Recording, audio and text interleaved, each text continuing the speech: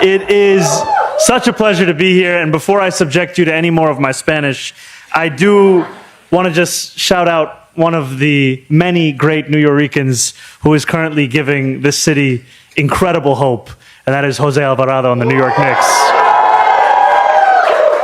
I want to thank so many of our speakers who have joined us here today for their remarks, for their commitment, for their service to this city. And I also just want to ask if everyone can put their hands together for someone that many of us have had the privilege of getting to know, and many more of us know of from afar, Toñita.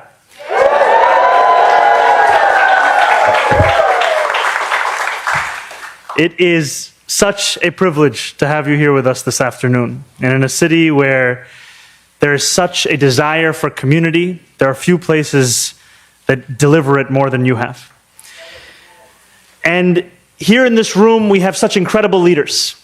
We have mayors and legislators that have traveled from Puerto Rico to be here with us today. We so appreciate them and their presence and their commitment and the bond between our city and Puerto Rico. We have, especially I want to shout out to the delegation from Vega Baja, including Mayor Marcos Cruz Molina here with us. And I want to acknowledge a number of leaders from our administration that go beyond just the ones that you have heard. A special shout out to our newly appointed SCA President, Celeste Ramirez, and our Deputy Mayor, Helen Arteaga, who's been a real partner in this event and in so much more. We have elected officials who we have heard from and who are here in this room. Obviously, it began with my dear friend, our State Senator Gustavo Rivera. And we also have our Manhattan Borough President, Brad Hoylman-Siegel, who is here with us, as well as our State Senator, Kristen Gonzalez, who is here with us. And then I want to acknowledge a few leaders outside of elected office who are here. And to them, I have often looked to not only for that partnership, but also that example of what it can look like to deliver for this city. Whether it's Frankie Miranda of the Hispanic Federation, or Lillian Rodriguez Lopez, the director of the Puerto Rican Day Parade, Juan Ramos of Los Sures, and Desiree Colon of the National PR Agenda. Truly, it is an honor to have all of you and so many more who are here in this room. Now, we are here together at Gracie Mansion, the People's House, to celebrate the incredible legacy of Puerto Ricans in New York City. Since the first wave of migration in the 19th century, Puerto Rican New Yorkers have enriched our city. From the reggaeton that offers the soundtrack of our summers, to the smell of frying plátanos on our streets, so much of New York City's culture and frankly our sense of self comes from La Isla del Encanto. Its music, its art, its poetry, its food, its irresistible zest for life. And it's more than that, frankly.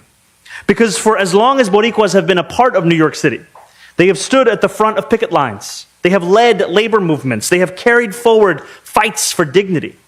I think of Gilberto Herena Valentin, the first president of the Puerto Rican Day Parade who marched alongside Martin Luther King Jr. After working as an elevator operator in a hotel, he became a union leader, organizing hotel and club workers. To hear an admirer say it, he would, quote, rush out of the house in the middle of the night to help a Puerto Rican in need. I think, too, of the New Yorican movement and the leftist art that emerged from El Barrio and Loizada in the 1960s and 70s. The plays, the poetry, the music, first conceived in Miguel Algarin's East Village apartment, which would eventually become the New Yorican Poets Cafe, a hub for intellectual life in this city. Even the word New Yorican speaks of the defiant pride of the Puerto Rican spirit. This was once an insult to quote-unquote assimilated Puerto Ricans, and yet the writer and activist Jesus Colon reclaimed it to found an artists' movement that spoke truth to power. Today, that same pride, that same solidarity, it defines Puerto Rican communities across the 5 boroughs. This weekend, the Boricuas of our city will don bright colors, sing songs of freedom, and wave a flag that was once made illegal by the United States government. There will be joy. There's the flag right there. Thank you to my brother David for always having it on him. There will be joy, hopefully joy that is reflective also of success the night before. As we pray for the Knicks, we pray for Jose. Knicks in 5.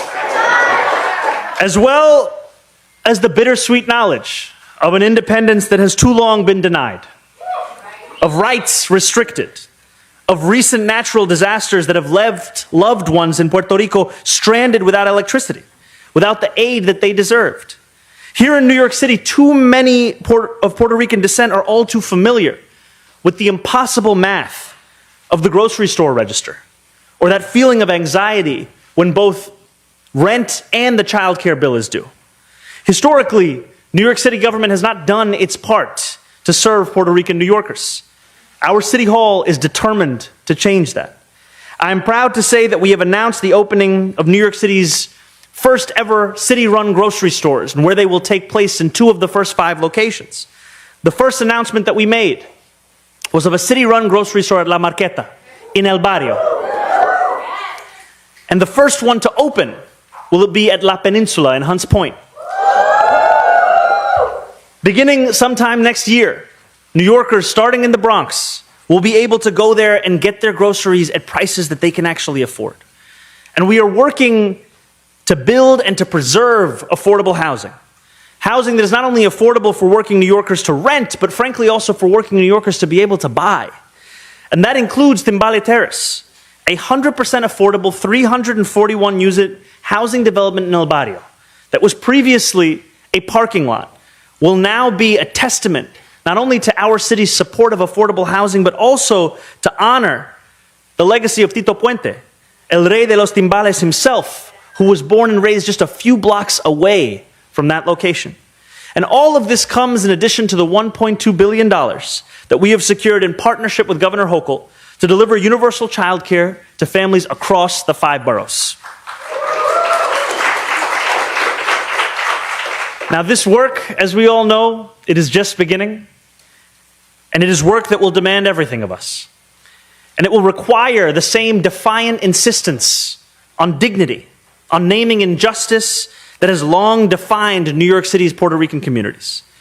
Pedro Pietri, known as the poet laureate of the New Yorican movement, wrote in his poem, The Broken English Dream, "To the United States we came to learn how to misspell our name, to lose the definition of pride, to have misfortune on our side.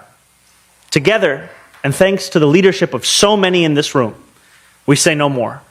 Let our fortune be shared. Let our pride be restored.